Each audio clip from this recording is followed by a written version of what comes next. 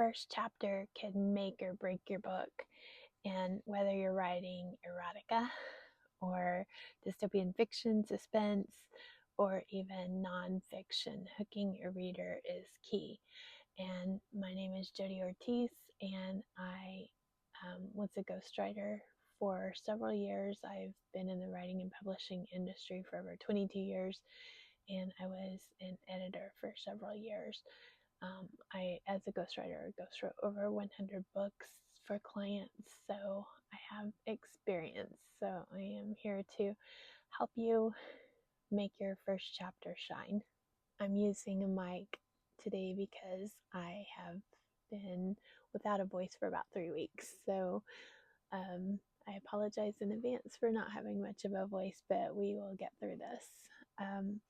So let's dive into how to hook your reader in the first chapter. And I'm going to use examples from classics like 1984 and my own books, such as Jolene's Adonis and The Good Woman's Rebellion, that are being released in 2025.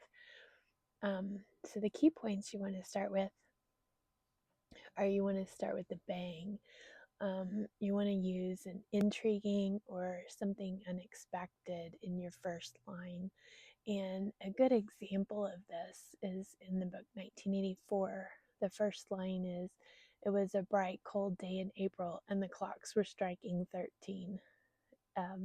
This uses a combination of something familiar, a day in April, but something unsettling like a clock striking 13 that immediately pulls readers into Orwell's dystopian world, and they want to know what's going on. Why is the clock striking 13? In the book Gone Girl, Nick starts out talking about his wife's head, and he says, "When I think of my wife, I always think of her head, the shape of it to begin with." And then he goes on to talk about how he fantasizes on cracking her head opening and spooling her brain. And that really is something that you don't expect. It draws you into that world and gives you some insight into how their marriage is going. Throughout the book, Amy's narration with her journal entries makes it seem like they have a really good marriage. But at the beginning, we see from Nick's perspective that it's not what Amy is portraying. So that makes you interested, makes you want to read more. In The Girl on the Train, the story begins with Rachel watching from the train. She describes the houses near the tracks and the lives she imagines the people living there. This seemingly ordinary scene becomes a gateway to suspense and obsession.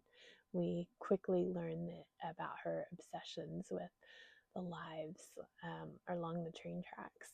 And then in Jolene's Adonis, my erotica book that is being released this year, it starts with the mast standing tall like a guardian of new beginnings, sways and creaks in harmony with the gentle waves of my swirling emotions. This blends the physical attention with emotional conflict, and it hooks the readers with a new, unique setting and voice.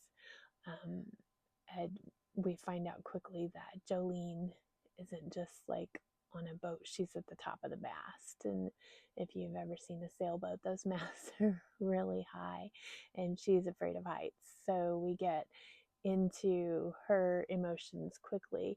And on the first release of the book, it was published a few years ago without the hero's perspective in it. So I've been rewriting it with the hero's perspective as well as the protagonist's perspective. And when I first wrote it, I thought, well, 50 Shades of Grey, like they didn't start getting into, the sex scenes until page 50. And so I'm just going to start on page 1. And I've been working with some coaches and learning a lot. And so I realized that I didn't make the reader fall in love with the protagonist first. Like, they sympathized with her because she was in a bad marriage, but I found ways to signal that her marriage is bad before we get into that stuff. So that's how I'm hooking the reader now. And so again, you want to introduce the reader to the protagonist, make them care about what the protagonist is doing. They want to see their vulnerability, their struggle, their unique traits, and they want to know, like, what's their goal, what's their end goal for the book. In the Hunger Games, we see Katniss's love for Prim, and she has a fear of the reaping. We see this right away, and this draws us into the story. In Gone Girl, Nick's narration immediately reveals his unease in his marriage, showing his vulnerability and resentment against his wife. The Girl on the Train, we see Rachel's flaws right away. Her drinking and obsessive tendencies make her relatable and fascinating, because we see her flaws. We see that she's like not this perfect, petite, blonde, blue-eyed protagonist. Oh, help me. She is like a woman going through real life things that if we haven't experienced ourselves, we've seen people experience, and we can relate to that.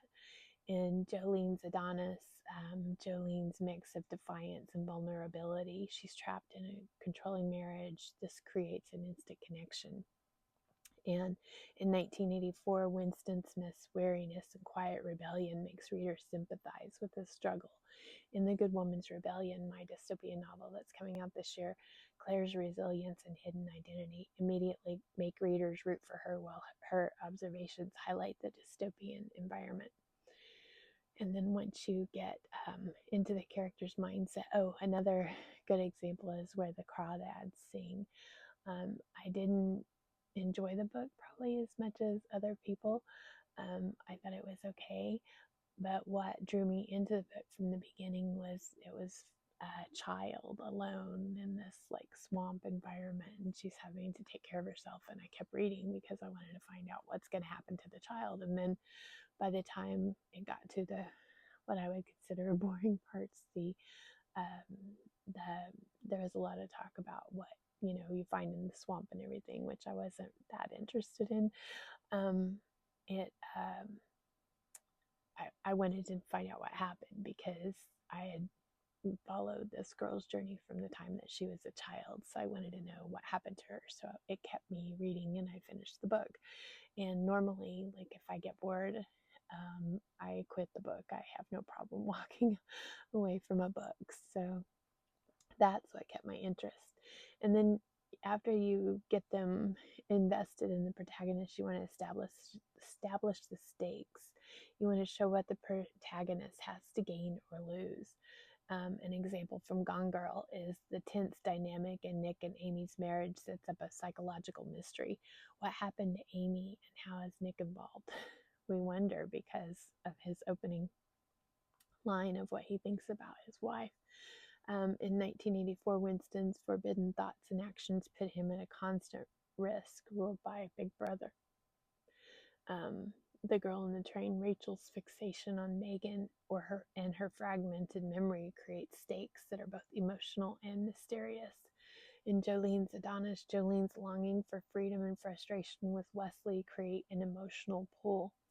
And in The Good Woman's Rebellion, Claire's survival depends on her ability to navigate the regime while hiding her identity.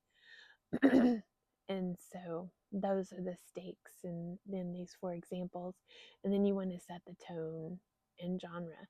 You want to match your book's opening to the mood and the themes of the book. So on The Girl on the Train, a dark, suspenseful tone with fragmented memories are what we get there. In 1984, it's a bleak, oppressive tone that immerses readers in the dystopian world of Big Brother. In Gone Girl, it's a sharp psychological tone that mixes wit with unease. In Jolene's Adonis, it's a mix of humor, tension, and introspection that suits the erotica genre. In A Good Woman's Rebellion, a somber and The Good Woman's Rebellion, sorry. I forgot the name of my own book.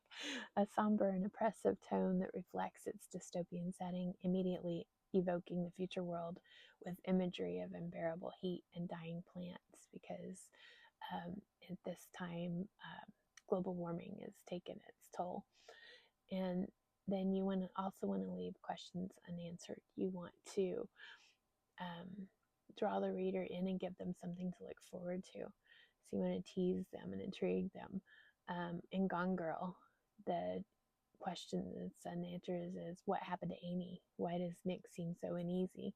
In 1984, why is this world so dystopian? Who is Big Brother? In The Girl on the Train, what is Rachel's connection to the people she watches? How reliable is her perspective? When we're reading, we're used to a reliable narrator. Whether it's like third person, somebody telling the story, we trust them. We trust that they're telling the story correctly. If it's somebody from the first person perspective, we trust that the person is telling the story correctly. But with Rachel, do we trust her? Because she doesn't know what happened. In The Good Woman's Rebellion, why is Claire hiding her identity? How did the regime take control of this world? In Jolene's Adonis, why is Wesley changed? What is he hiding about his business? We get into all those aspects right away. And so we're going to apply this advice across all the genres. In classic dystopian, an example of 1984, it shows how unsettling the world and a relatable protagonist can immediately hook readers. Winston's internal struggle against Big Brother creates high stakes that resonate universally. In the suspense example with Gone Girl, they hook readers with Nick's unsettling thoughts about his wife and a glimpse into their fractured relationship, immediately raising questions about Amy's disappearance. An erotica example, Jolene's Adonis introduces a relatable protagonist in Jolene whose humorous and emotional struggles hook readers. The stakes are personal and emotional, setting the tone for a deeper exploration of love and freedom. Erotica just doesn't have to be sex. It can also be well, this one has murder mystery as well, but it can also be mysterious and emotional and human. We want to get into the protagonist's mind. A modern dystopian example, The Good Woman's Rebellion, immerses readers in a vividly oppressive world with a strong, determined protagonist. The unanswered questions about the regime and Claire's role in the rebellion keep the story compelling. And so we're to wrap this up. Your first chapter should hook readers, introduce the protagonist, establish stakes, set the tone, and leave them hungry for more.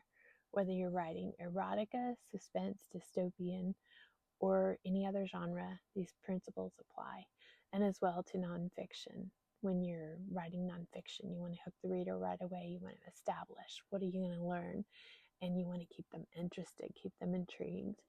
And then, so if you have any comments about this video, please like and share. Don't forget to subscribe and hit the bell. I will be sharing more writing tips as the year goes along. I have my calendar full of ideas of topics to share. So I hope this was helpful, and I will see you again soon. Keep writing.